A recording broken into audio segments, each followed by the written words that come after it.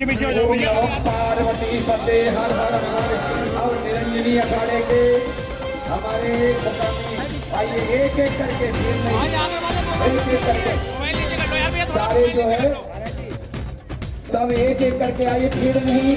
जूना अखाड़े की तरफ से चक्कर हो चुकी है, निरंजनी अखाड़ा उड़ा रहा है चक्कर।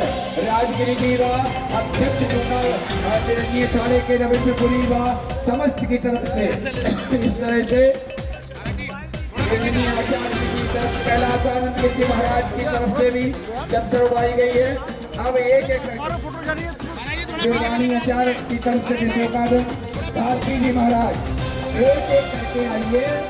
महामंडलेश्वर जूना अखाड़े के सदस्य अब वहाँ व्यवस्था सोचने के करिए, आते रहिए।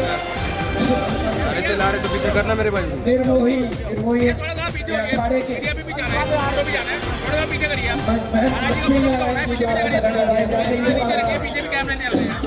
अब जूना अखाड़े की तरफ से चक्कर हो चुकी।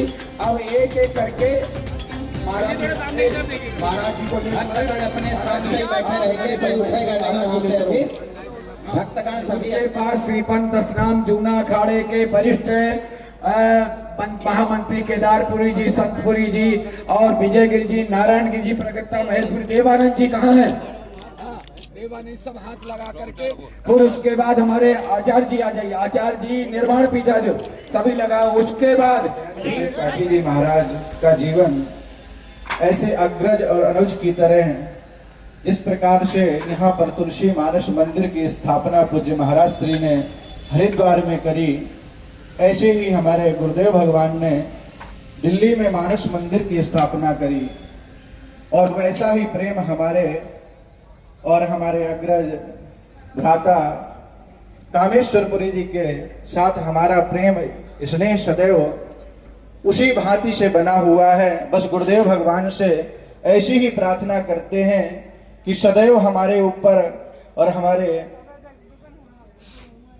भ्राता कामेश्वरपुरी जी के ऊपर आशीर्वाद जहां भी है, क्योंकि कहते हैं महापुरुष निर्वाण में लीन हो जाते हैं, वे कभी इस धरा से जाते नहीं है। क्योंकि ये भी कहा जाता है वैज्ञानिक दृष्टि से कि एक भी मॉलिक्यूल नष्ट नहीं होता है।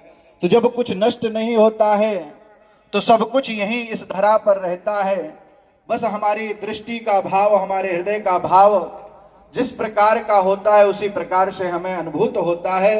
तो पूज्य महाराज श्री का आशीर्वाद सदैव हमारे साथ था, है और रहेगा।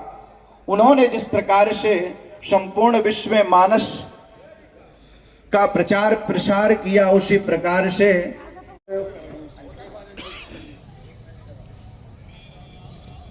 विनायकं गुरुं भानुं ब्रह्म विष्णु महेश्वरान् सरस्वतीं प्रणम्यादौ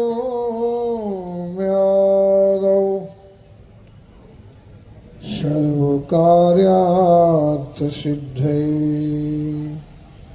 ओम शांति शांति शांति।